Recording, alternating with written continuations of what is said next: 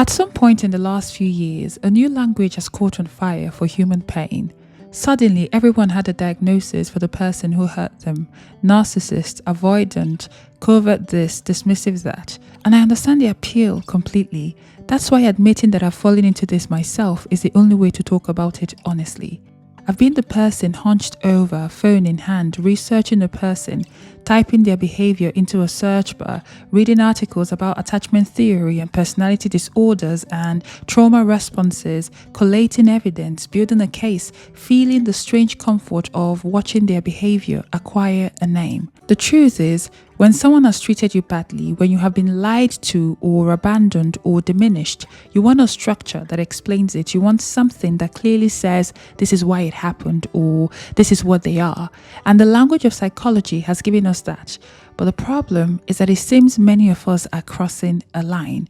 As someone with a special interest in psychology, I want to be careful here because knowing so much and studying the human mind has helped me understand myself, helped me understand and navigate the world, people, patterns, responses, and that is why this platform exists, which is real and important work.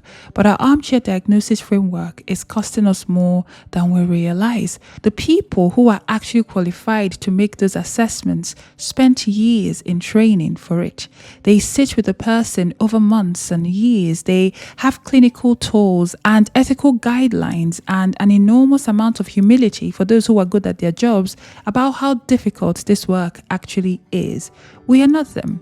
And when we play at it, we diagnose from a place of pain, from a place of wanting to be right, from a place of needing to make it make sense. Honestly, I think the problem is that many of us are no longer learning how to be with people from actually being with people.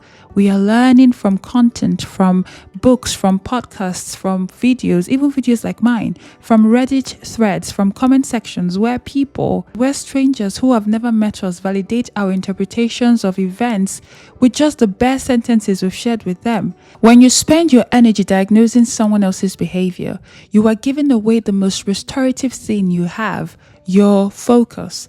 And I want you to really think about what that looks like in practice, because I think we underestimate how much time it takes. You open one tab, you open another, you find a forum where someone is describing a situation that sounds familiar and you read every single comment. You screenshot things, you send them to your friends. You have a 2-hour conversation where you and your friend take turns adding to the psychological profile of this person, and it feels good. It feels like solidarity, it feels like clarity, but that's hours of your life spent dissecting someone who is most likely somewhere completely unbothered about you. Every hour spent rereading old conversations for evidence, building a psychological case for why they are the way they are, is an hour you did not spend asking the only question that actually moves your life forward. What does this tell me about what I want and where I am going next? The annoying truth is that we do not know why liars lie. Yes, maybe we could construct a psychological explanation for why people who seemingly love you can treat you as though you are disposable, but the unpacking and allocation of it all does not actually matter significantly for your healing, for your growth, or for the life you are trying to build. Scavenging for their pathology will not give you back the time you lost, nor will it restore what was taken. It will not tell you who you are on the other side of it. Only you can do that. I remember once getting close to somebody very quickly. Our very first conversation felt like recognition, and like most things where you skip the beginning, the relationship fell apart just as fast as it came together.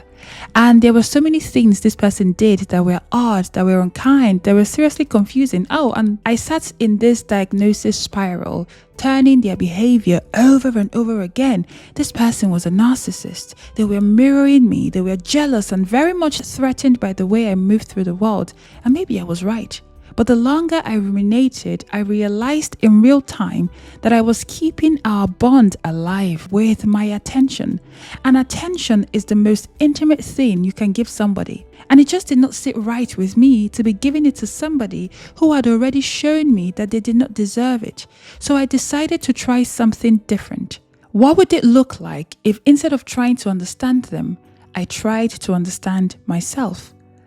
If we're being honest, every relationship teaches you something about yourself, even the ones that hurt you the most, maybe especially those ones. So when I actually sat down and got quiet and listened to myself, the lessons were right there. The fact was that I had been loose with my boundaries. I had not let the relationship breathe. I had not given time the space to show me gradually, consistently who this person was. I rushed toward intimacy and then was shocked when the foundation could not hold the weight of it. This person was whatever they are. That is theirs to carry. Had I given that relationship time and space, had I let things develop at the pace that trust actually requires, I would have learned who they were slowly and naturally, and perhaps the ending would have not been such a shock. It would have most likely been something to integrate rather than something to survive. And this is not about self-blame, not at all. This was a lesson. I was able to see the moments where I felt pressure, to realize how fear and distrust felt in my body. I was able to remember sensations I had dismissed, and I made note of them for future purposes. This is what happens when we sit honestly enough with ourselves to find the lessons that are ours to glean. The diagnosis rabbit hole steals this from you. It keeps you oriented towards the person who hurt you. It keeps them at the center of your story and keeps you a supporting character in a narrative that should have ended the moment they showed you who they were. All you need to know when a person hurts you in a mind-bending way is that they do not have the capacity to commune with you. Not in the way you need and not in the way you deserve. That is the whole story. That is a complete sentence. You do not need a label for it. You need to grieve it. Grief is uncomfortable in a way that research is not. Grief requires you to feel the loss rather than explain it. It requires you to sit with the fact that something you wanted did not work out and that somebody you trusted, somebody that you allowed into your life, showed you something painful about who they are, and that you cannot think your way out of that feeling. You have to move through it. So take the truth, grieve it properly, and then extract whatever the experience has to teach you about yourself, about your patterns, your choices, your thresholds, the moments where you overrode your own instincts because you wanted something to be different than it actually was. Redirect every ounce of that energy back toward yourself, toward building something, toward becoming someone, toward the question of who you are when you are not defined by what someone else did to you. You really will not find yourself in someone else's psychology. So let your research and findings circle your own life, your own choices, your own becoming. This restorative power is what we keep handing away every time we open a new Google tab, every time we return to the Reddit thread, every time we keep choosing their story over our own. It all boils down to this. If we are looking for answers, how can we possibly find ourselves where we were never seen?